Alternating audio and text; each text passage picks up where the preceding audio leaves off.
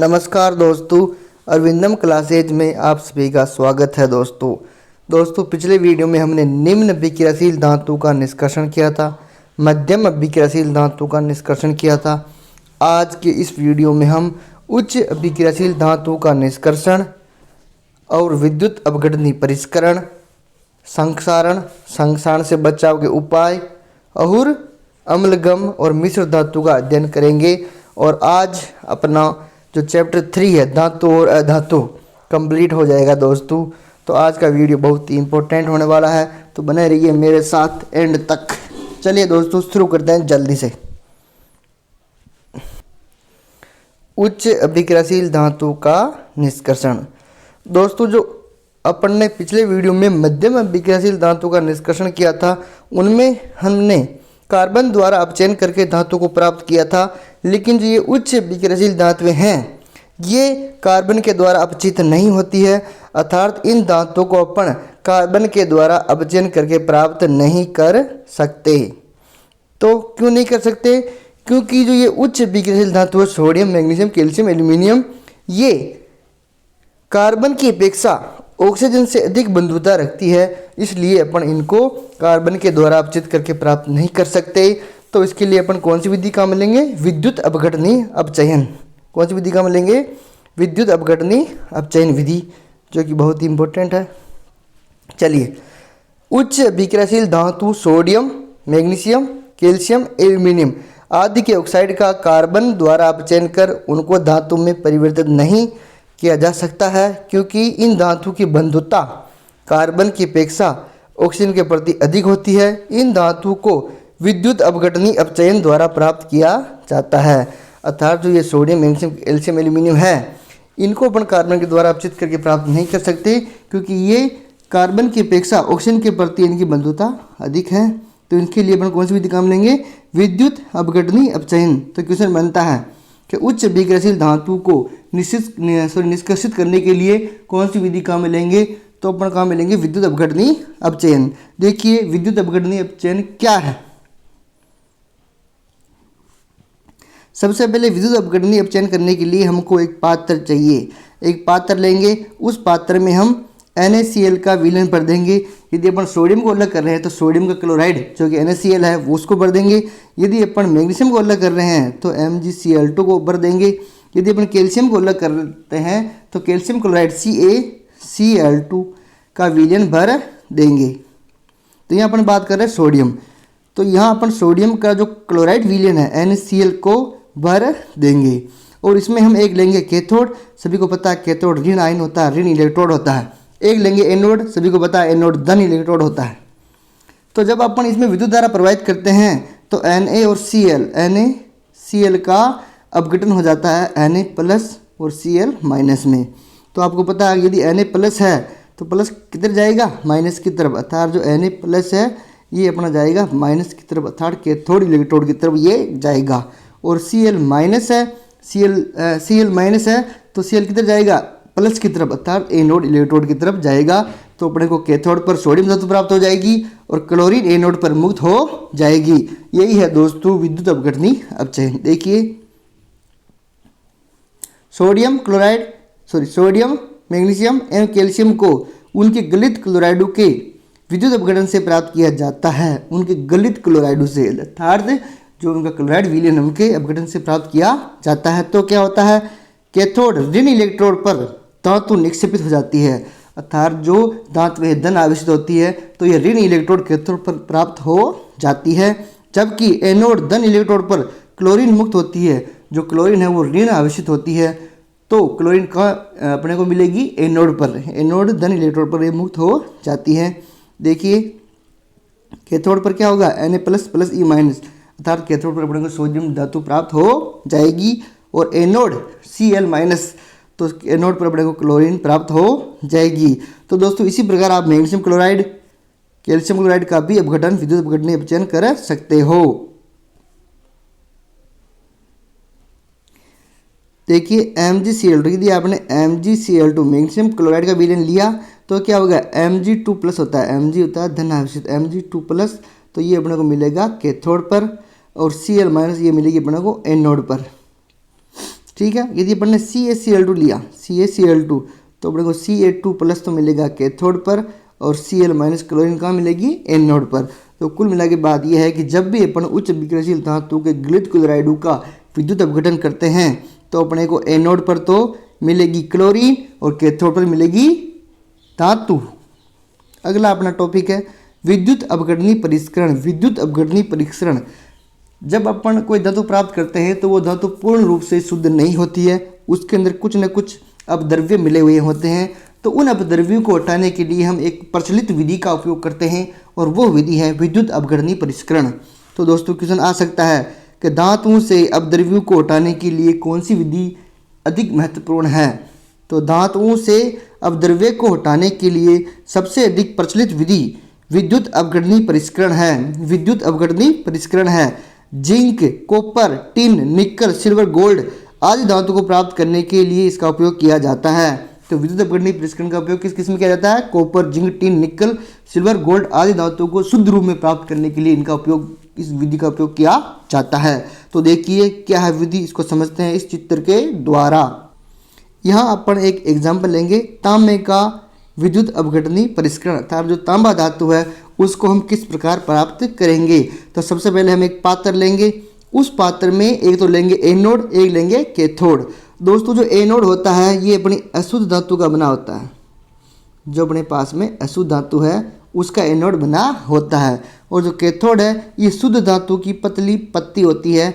ये अपन यूँ कह सकते हैं कि जो कैथोड है वो अपन शुद्ध धातु का लेंगे और एनोड जो अपने पास में अशुद्ध धातु है वो लेंगे, और इसमें जो विलयन भरेंगे उसको बोलेंगे विद्युत अपघट्य। क्या बोलेंगे, विद्युत अपघट्य। और वो विलयन उस धातु का होना चाहिए जो धातु अपन प्राप्त कर रहे हैं, जो धातु निष्कासित कर रहे हैं, उस धातु का अपने को विद्युत अपघट्य लेना पड़ेगा। और यहाँ अपन ने एक कुंजी लगा दी और इसको अपन ने एक बैटरी से जोड़ दिया। तो क्या होता है, अपन बात करें तांबे का विद्युत अपघटनीय परिष्करण दोस्तों। तो सबसे पहले अपन जो तांबा अशुद्ध है वो तो लेंगे एनोड, तांबे की जो अशुद्ध धातु है वो तो क्या लेंगे, एनोड, और जो शुद्ध धातु है तांबे की, कॉपर की, वो लेंगे अपन कैथोड। क्या लेंगे, कैथोड। और इसके अंदर अपन क्या डालेंगे, CuSO4 अम्लीकृत कॉपर सल्फेट का विलयन। जो अपना विद्युत अपघट्य है वो क्या है, कॉपर सल्फेट है। कॉपर क्यों लिया, कॉपर सल्फेट क्यों लिया, क्योंकि जो जिस धातु का परिष्करण कर रहे हैं वही धातु का अपघट्य विलयन अपने को लेना पड़ेगा। CuSO4 का विलयन अपन ने ले लिया, और जब अपन इसमें विद्युत धारा प्रवाहित करते हैं तो क्या होता है, इसका अपघटन होता है। आप जानते हैं CuSO4। तो क्या होगा, अब जो एनोड है, एनोड पे जो अशुद्ध धातु थी, एनोड पे जो अपने अशुद्ध धातु थी वो सबसे पहले विलयन में घुल जाएगी।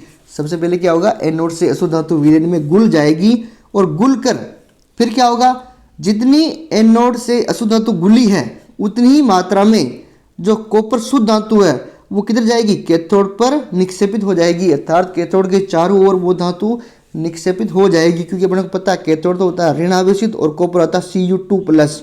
यदि Cu2+ धन आयन है तो ये किस तरफ जाएगा, कैथोड की तरफ जाएगा, ऋण आयन की तरफ जाएगा। तो जो ये कॉपर है, जो पूरी शुद्ध कॉपर है वो कैथोड के ऊपर निक्षेपित हो जाती है, और इस प्रकार अपने को कैथोड पर शुद्ध धातु कॉपर प्राप्त होती है। क्यों होती है, क्योंकि पहले से ही कॉपर पर शुद्ध धातु थी और कॉपर ऋण आवेशित है, सॉरी कैथोड पर पहले से ही शुद्ध धातु थी, और जो कॉपर है वो धन आवेशित है, तो धन आवेशित किधर जाएगा, कैथोड की तरफ जाएगा, ऋण आवेशित की तरफ। तो उतनी ही मात्रा में विलयन से शुद्ध धातु कैथोड पर एकत्रित हो जाती है, कैथोड पर निक्षेपित हो जाती है।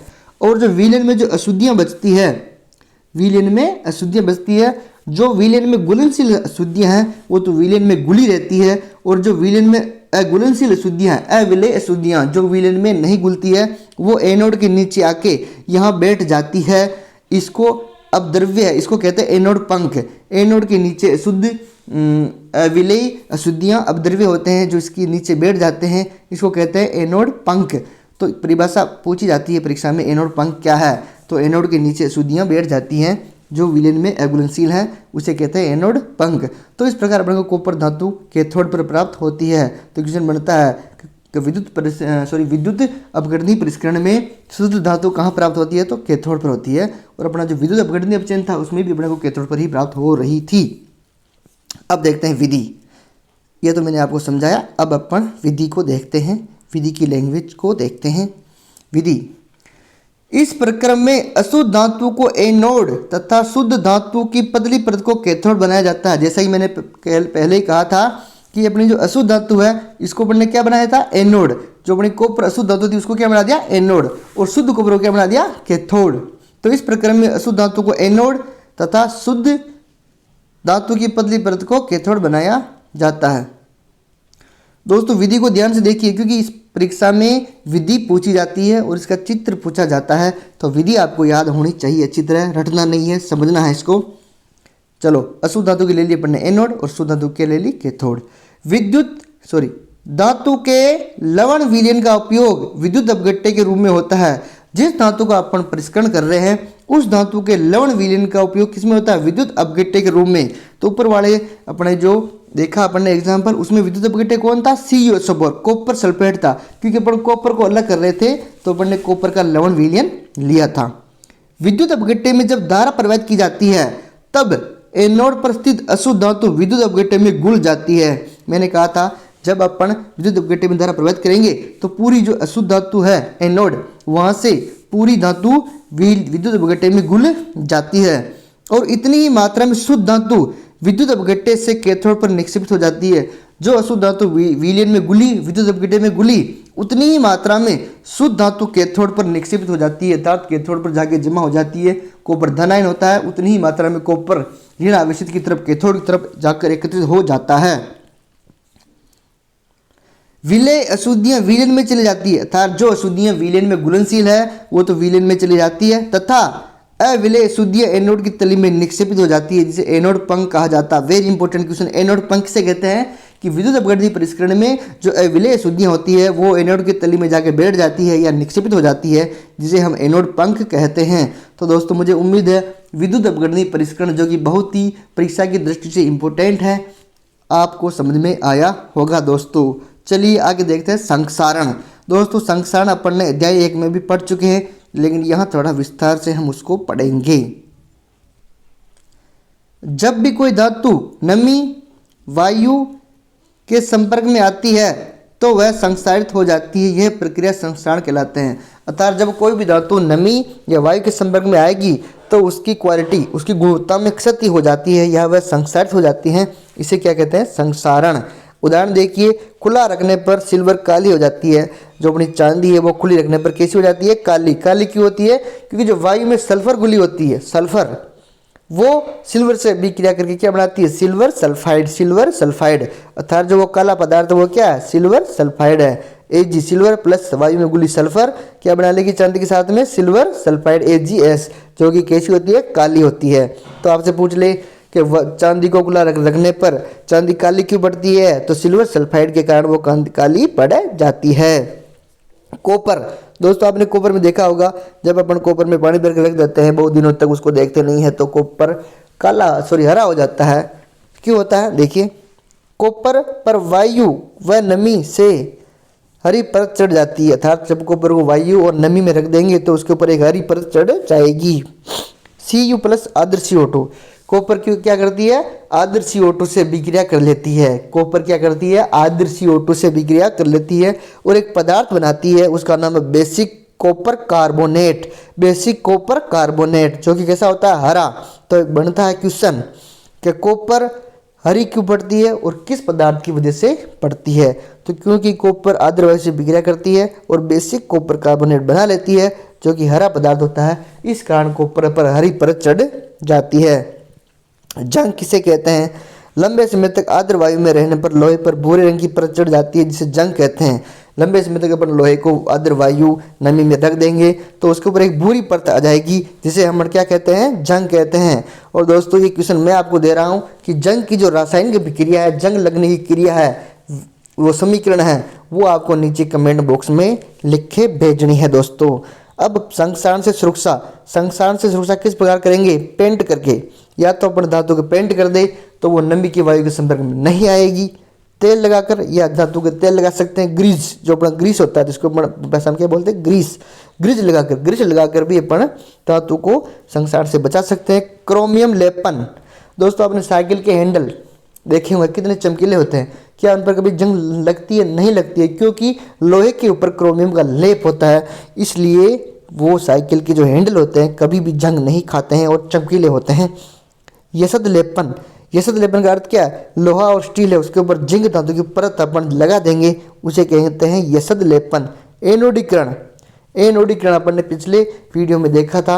एनोडीकरण क्या है? यदि अपन एल्यूमिनियम की परत किसी धातु पर लगा देंगे ऊपर, तो उसके ऊपर जंग नहीं आएगी, इसे कहते हैं एनोडीकरण। या मिश्र धातु, या ऐसा करो कि कोई मिश्र धातु बना दो, जैसे लोहा है तो उसके साथ में कोई और धातु डाल दो, तो वो क्या बन जाएगी? मिश्र धातु। और मिश्र धातु कभी जंग नहीं खाती है, संसारित नहीं होती है, बनाकर लोहे को जंग से बचा सकते हैं। अब देखिए यसद लेपन क्या है, बहुत ही इंपॉर्टेंट क्वेश्चन, 1 नंबर का क्वेश्चन बनता है। यसद लेपन किसे कहते हैं? लोहे व इस्पात को जंग से सुरक्षित करने के लिए उन पर जस्ते की परत चढ़ाने की विधि को क्या कहते हैं? यसद लेपन। अर्थात लोहा और इस्पात है, उसको जंग से बचाने के लिए उन दोनों के ऊपर जिंक की परत, जस्ते की परत चढ़ाते हैं। इस विधि को क्या कहते हैं? यसद लेपन। 1 नंबर का क्वेश्चन आ सकता है छोटे क्वेश्चन में। अब देखिए मिश्र धातु, 2 या 2 से अधिक धातु का समांगी मिश्रण कहते हैं। अर्थात जब 2 या 2 से अधिक धातु को आपस में मिला देंगे और वो दोनों ही समांगी मिश्रण होगी। समांगी का अर्थ क्या? दोनों की अवस्था एक होगी। यदि दोनों लिक्विड है तो लिक्विड होगी, दोनों कठोर हो तो कठोर ही होगी। तो परिभाषा क्या बनती है मिश्र धातु की? 2 या 2 से अधिक धातुओं के समांगी मिश्रण को मिश्र धातु कहते हैं, या मिश्रातु भी कहते हैं। जैसे लोहा होता है, शुद्ध लोहा होता है दोस्तों, बहुत नरम होता है। शुद्ध लोहे से अपन कोई भी चीज़ नहीं बना सकते, क्योंकि जब अपन कोई भी चीज़ बनाएंगे तो वो नरम होता है, तो उसमें उतनी कठोरता नहीं रहती है। तो लोहे में कठोरता लाने के लिए, लोहे में मजबूती लाने के लिए उसमें मिलाते हैं कार्बन। 0.05% कार्बन मिलाया जाता है लोहे में, जिससे वो कठोर और प्रबल हो जाता है, और तब उसका उपयोग अपन कोई भी वस्तु बनाने में, कोई भी पदार्थ, कोई भी चीज़ बनाने में अपन करते हैं। तो दोस्तों याद रखिए, शुद्ध लोहे का कभी भी किसी भी चीज़ बनाने में उपयोग नहीं होता है। उसमें गुणवत्ता, कठोरता लाने के लिए क्या मिलाते हैं? कार्बन। 0.05% मिलाते ही लोहा कठोर और प्रबल हो जाता है, उसका गुणधर्म चेंज हो जाता है। देखिए स्टेनलेस स्टील, आजकल जो अपने बर्तन आते हैं वो स्टेनलेस स्टील के आते हैं। कुकर आता है, कढ़ाई आती है, सभी बोलते हैं कि हमको तो स्टेनलेस स्टील बर्तन चाहिए। तो स्टेनलेस स्टील क्या होता है? क्योंकि इसमें जंग नहीं लगती है, खाना इसमें चिपकता नहीं है। तो कैसे बनती है स्टेनलेस स्टील? लोहा प्लस निकल प्लस क्रोमियम। यदि इन तीनों धातुओं से एक जो धातु बनती है वो है स्टेनलेस स्टील। तो क्वेश्चन बनता है कि स्टेनलेस स्टील किन धातु के मिश्रण से बनाई जाती है? तो लोहा, निकल और क्रोमियम। याद रखिए, लोहा, निकल, क्रोमियम। चाहे कोई सा भी कॉम्पिटिशन एग्जाम हो, क्वेश्चन 10th, 9th, 8th की जो NCERT बुक्स है उनमें से आते हैं, और मैं आपको बिल्कुल फैक्ट NCERT से ही पढ़ा रहा हूँ। तो ध्यान से देखिए दोस्तों, स्टेनलेस स्टील, लोहा, निकल और क्रोमियम। शुद्ध सोना, शुद्ध सोना कितना होता है? 24 कैरेट होता है। ये ध्यान रखिए, शुद्ध सोना क्वेश्चन आ सकता है छोटा सा, शुद्ध सोने में कितने कैरेट होते हैं, या शुद्ध सोना कैसा होता है? यदि उसके 24 कैरेट हैं, शुद्ध सोना 24 कैरेट होता है। याद रखिए, कभी भी शुद्ध सोने के आभूषण नहीं बनते हैं, क्योंकि सोना भी बहुत नरम होता है। तो शुद्ध सोने से कभी भी अपन आभूषण नहीं बना सकते हैं। आभूषण बनाने के लिए सोना कितना चाहिए? 22 कैरेट होना चाहिए। आभूषण बनाने के लिए सोना कितने कैरेट होना चाहिए? 22 कैरेट। तो क्वेश्चन आता है कि आभूषण बनाने में कौन से सोने का या कितने कैरेट सोने का उपयोग होता है? तो 22 कैरेट सोने का। बाकी बचा 2 कैरेट। 2 कैरेट क्या होगा? या तो उसमें चांदी डाल देंगे या उसमें तांबा डाल देंगे, वो 2 भाग हो जाएगा, और 22 भाग क्या होता है? सोना होता है। तो 22 कैरेट तो सोना होता है, 2 भाग या तो चांदी या तांबा डाल के अपन आभूषण बनाते हैं। देखिए अम्लगम, वेरी इंपॉर्टेंट क्वेश्चन, 1 नंबर का क्वेश्चन बनता है ये भी। अम्लगम, पारा तथा अन्य किसी धातु से बनी मिश्र धातु को अम्लगम कहते हैं। अर्थात जो अपने मिश्र धातु बनाएंगे उसमें एक धातु तो होगी पारा, या एक धातु कोई और होगी, लेकिन पारा जरूर होगा। अर्थात ऐसी मिश्र धातु जिसमें एक धातु पारा हो उसे क्या कहेंगे? अम्लगम। जैसे एक धातु बनी जिंक है और एक धातु बनी पारा है, मरकरी, Hg, तो उसे कहेंगे जिंक अम्लगम। क्या कहेंगे? जिंक अम्लगम। अर्थात कोई सी भी जाए मिश्र धातु है, यदि उसमें एक धातु पारा है तो वो क्या कहलाएगा? अम्लगम। यहाँ जिंक अम्लगम। पीतल, पीतल तांबा और जस्ता दोनों से मिलकर बनी होती है। पीतल तांबा प्लस जस्ता दोनों धातु से बनाई जा सकती है। तांबा प्लस जस्ता। कांसा, कांसा तांबा और टिन से बनता है। कांसा copper plus tin, copper plus tin. कांसा दोस्तों देखिए तांबा होता है वो सुचालक होता है, लेकिन जब इसकी मिश्र धातु पर बनाते हैं तांबा प्लस टिन तो जो कांसा बनता है कांसा कुचालक होता है। अर्थात जब अपन धातु से मिश्र धातु बनाते हैं तो धातु के गुण धर्म भी बदल जाते हैं दोस्तों। देखिए तांबा टिन तो क्या हो गया कांसा, और कांसा कैसा होगा कुचालक होता है। Very important question, solder. Solder एक मिश्र धातु का नाम है जो सीसा या लेड प्लस टिन से बनती है। अर्थात Pb प्लस Sn, अर्थात जो धातु सीसा और टिन से बनती है वो मिश्र धातु कौन सी है, सोल्डर। और इसका गलनांक बहुत ही कम होता है दोस्तों, सोल्डर धातु का गलनांक बहुत ही कम होता है। इसका उपयोग कहाँ किया जाता है, विद्युत तारों की परस्पर वेल्डिंग में किया जाता है। बहुत ही इंपॉर्टेंट क्वेश्चन है, चाहे कंपटीशन ले लो चाहे अपने बोर्ड एग्जाम ले लो। सोल्डर क्या है, सोल्डर ऐसी मिश्र धातु है जो लेड और टिन से बनती है। इसका उपयोग तारों की परस्पर वेल्डिंग में किया जाता है। जो अपने विद्युत तार होते हैं उनकी वेल्डिंग में किसका उपयोग करते हैं, सोल्डर मिश्र धातु का दोस्तों। चलिए एक क्वेश्चन देखते हैं, क्या होता है जब जिंक ऑक्साइड को मैग्नीशियम धातु के साथ गर्म किया जाता है। तो दोस्तों जब zinc oxide 2ZnO zinc oxide को मैग्नीशियम के साथ में गर्म करेंगे तो अपने को पता है कि मैग्नीशियम अधिक अभिक्रियाशील है, तो मैग्नीशियम जिंक को विस्थापित कर देगी और खुद का यौगिक, खुद का ऑक्साइड MgO मैग्नीशियम ऑक्साइड बना लेगी और जिंक विस्थापित हो जाएगी और अपने को धातु प्राप्त हो जाएगी। दोस्तों ध्यान दीजिए, जब हमने मध्यम अभिक्रियाशील धातुओं का निष्कर्षण देखा था उस समय मैंने कहा था कि अपन धातु को दो प्रकार से प्राप्त कर सकते हैं, या तो कार्बन के अपचयन द्वारा या विस्थापन अभिक्रिया द्वारा। तो यहाँ हम विस्थापन अभिक्रिया का उपयोग कर रहे हैं। ये विस्थापन अभिक्रिया है जो अपन ने अध्याय 1 और अध्याय 3 में पढ़ी है। देखिए जिंक ऑक्साइड ZnO और मैग्नीशियम Mg, तो अपने को पता है कि मैग्नीशियम अधिक अभिक्रियाशील है तो ये जिंक को विस्थापित कर देगी और अपने को शुद्ध जिंक धातु यहाँ प्राप्त हो जाएगी। लेकिन जब इसका उल्टा करते हैं कि मैग्नीशियम ऑक्साइड की अभिक्रिया जिंक से करते हैं तो जिंक इतना अभिक्रियाशील नहीं है कि ये मैग्नीशियम को हटा दे, तो जिंक मैग्नीशियम को नहीं हटा पाएगा क्योंकि जिंक मैग्नीशियम से कमज़ोर है। मैग्नीशियम से जिंक कम अभिक्रियाशील है, इसलिए मैग्नीशियम अपनी जगह से नहीं हिलता है क्योंकि मैग्नीशियम अधिक अभिक्रियाशील है, तो यहाँ कोई अभिक्रिया नहीं होती है। दोस्तों जैसा कि आप सभी जानते हैं मैं ये सभी जो टॉपिक्स है ये NCERT बुक्स से पढ़ा रहा हूँ, जो कि चाहे कोई भी प्रतियोगी परीक्षा हो चाहे कोई सा भी बोर्ड हो उसके लिए बहुत ही महत्वपूर्ण है ये। और आज अपना अध्याय 3 धातु और अधातु कंप्लीट होता है। दोस्तों यदि आपको जो ये मेरे हैंड रिटन नोट्स हैं ये चाहिए तो नीचे मैं टेलीग्राम चैनल का लिंक दे दूंगा, आप वहां से ज्वाइन होकर ये नोट्स प्राप्त कर सकते हैं और कोई सी भी न्यू वीडियो के लिए आप वहां सूचना प्राप्त कर सकते हैं। तो दोस्तों धन्यवाद, बने रहिए मेरे साथ। जय हिंद, जय भारत।